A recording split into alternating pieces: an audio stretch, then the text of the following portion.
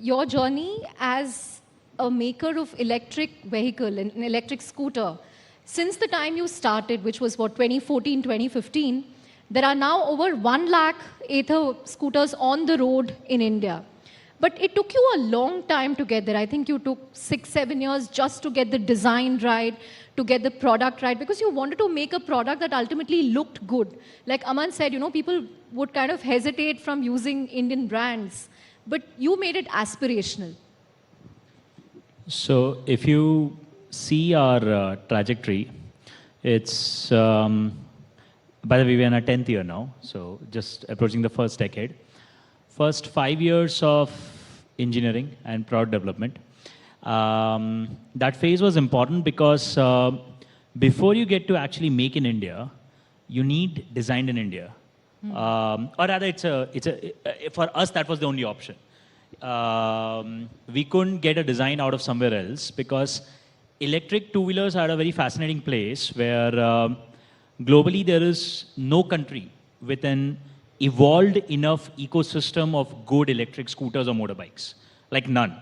China has a lot of them. They are all crap. Like they're all really crap by our standards. Indian standards, none of those vehicles make any sense.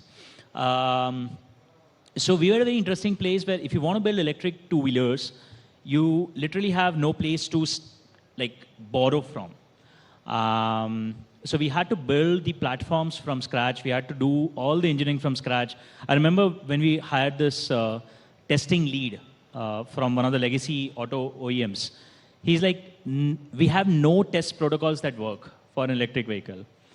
And our team started writing the first protocols, to my knowledge, for scooters in India, electric scooters in India. And they had to write 2,000 of them. Like we conduct 2,000 tests per vehicle every time we move them to production. So 2,000 tests per vehicle? Yeah. When you would conduct, what, 400 tests for a normal petrol vehicle? Some small number versus some very large number, basically. Yes. So there was a lot of fundamental building required. And our bet was that you have to have a fantastic product for the customer to flip them, but you also need incredibly strong platforms. You need IP. So we had, and this was not typical startup journey. So our journey was difficult because unlike typical startups where you have the concept of minimal viable product, you have this entire theory of get to market fast, fail fast. Think about Ather's journey. First 5 years, 0 revenue, 0 customers, 350 engineers doing product development, nothing to show for it except prototypes. So did your parents ask you, Tarun, what are you doing with an They IIT still ask degree? me. They still ask me, what are those engineers doing? Like, abhi nobody believes it, that you need people to actually do. They still keep checking. So then in 18, we launched, and then the real hard work began. So we launched a product, good reviews, and we realized there's no local ecosystem. So we can't scale up supplies. So we had to spend the next 2-3 years building a lot of our suppliers along with us. Some on electronics, but a lot of them on things like even traditional auto guys who are not doing stuff for electric. There's a lot of supply chain buildup required across the spectrum. There's a lot of convincing required because Indian OEMs would not even get supply.